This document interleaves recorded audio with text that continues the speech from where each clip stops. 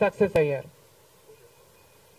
దేశవ్యాప్తంగా ఇది పరిస్థితి అయితే ఇక రాష్ట్రంలో చంద్రబాబు గారు కూటమి పవన్ కళ్యాణ్ గారు బీజేపీతో కలిసి ఇక్కడ ప్రభుత్వం ఫామ్ చేయడం జరిగింది. ఈసారి జరిగిన ఎన్నికలు రాష్ట్రంలో చాలా విచిత్రంగా, అన్ప్రెడిక్టబుల్ గా, అన్ప్రెసిడెంటెడ్ గా ఈ ఎన్నికలు నిలిచాయి. కారణం ఏమిటి అంటే ప్రజలు చాలా డిసిసివ్ గా ఒక నిర్ణయం తీసుకున్నారు. మాకు మార్పు కావాలి అన్న నిర్ణయం ప్రజలు తీసుకున్నారు కాబట్టే ఈ ఎన్నికలు ఒకే డిసిషన్ మీద ఆధారపడి జరిగిన ఎన్నికలు. For Jagan, against Jagan. ఇది ఒకటే డిసిషన్ గా ఈ ఎన్నికలు నిలిచాయి. For Jagan or against Jagan. Against Jagan అన్న మార్పు కావాలి అన్న ఈ గట్టి డిసిషన్ ప్రజలు తీసుకున్నారు కాబట్టి ఈరోజు వాళ్ళ ఓటు వేస్ట్ కాకూడదు అన్నట్టుగా చాలా డిసిసివ్ గా they voted with a vengeance for change. ఇది అవునన్నా కాదన్నా ఇది వాస్తవం.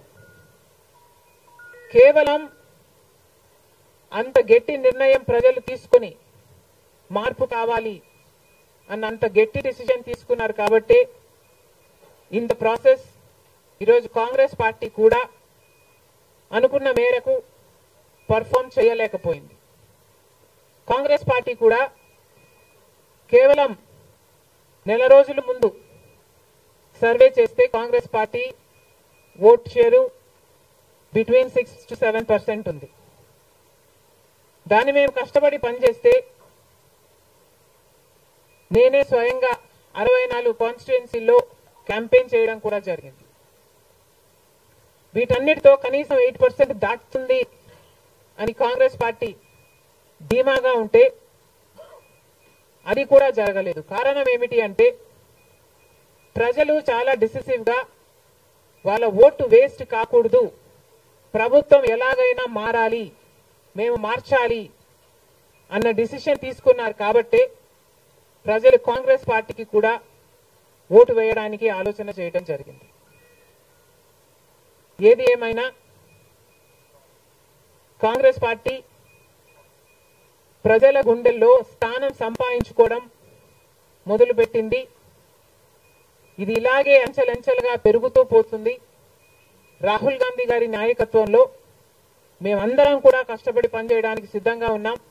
అటు కేంద్రంలోనైనా ఇటు రాష్ట్రంలోనైనా కాంగ్రెస్ పార్టీకి మంచి భవిష్యత్తు ఉంటుందని 2029 కల్లా మేము ఒక మంచి పొజిషన్లోకి రాగలమని నమ్మకం మా అందరికీ ఉంది. ఈరోజు చంద్రబాబు గారు ముఖ్యమంత్రి ప్రజల తీర్పును గౌరవిస్తూ ఆయనకు మరొకసారి శుభాకాంక్షలు తెలియజేస్తుంది కాంగ్రెస్ పార్టీ. అలాగే చంద్రబాబు గారికి మరొకసారి గుర్తు చేస్తుంది కాంగ్రెస్ పార్టీ మన రాష్ట్రానికి రావాల్సిన ప్రత్యేక హోదా. ప్రత్యేక హోదా అన్నది ఆంధ్ర రాష్ట్ర ప్రజల ఊపిరి. 10 సంవత్సరాలుగా మోడీ గారు, బీజేపీ పార్టీ ప్రత్యేక హోదా విషయంలో ఆంధ్ర రాష్ట్రాన్ని, ఆంధ్ర ప్రజలను మోసమే చేశారు. 10 సంవత్సరాల క్రితము ఎలక్షన్లకు ముందు మోడీ గారు వచ్చినప్పుడు 10 సంవత్సరాలు ప్రత్యేక హోదా ఇస్తాము అని తిరుపతిలో మాట ఇవ్వడం జరిగింది మోడీ గారు. అప్పుడు చంద్రబాబు గారు చెప్పిన మాట 10 సంవత్సరాలు సరిపోదు, 15 సంవత్సరాలు కావాలి అన్నారు అదే సభలో. కానీ 10 సంవత్సరాలు గడిచిపోయినా కూడా ఈ రోజు వరకు కూడా బీజేపీ పార్టీ ఆ మాటను నిలబెట్టుకోలేదు. కానీ ఇప్పుడు చంద్రబాబు గారు మద్దతు ఇస్తున్నారు కాబట్టి బీజేపీ పార్టీ అధికారంలో నిలబడింది. ఈ విషయం మోడీ గారు గుర్తుపెట్టుకోవాలి. ఎందుకంటే ఈరోజు ఆంధ్ర రాష్ట్ర ప్రజల ఎన్నుకున్న ఎంపీలు కనుక బీజేపీ పార్టీకి చంద్రబాబు గారు మద్దతు ఇవ్వకపోయి ఉంటే అసలు బీజేపీ పార్టీ అధికారంలో ఉండే ప్రసక్తే లేదు.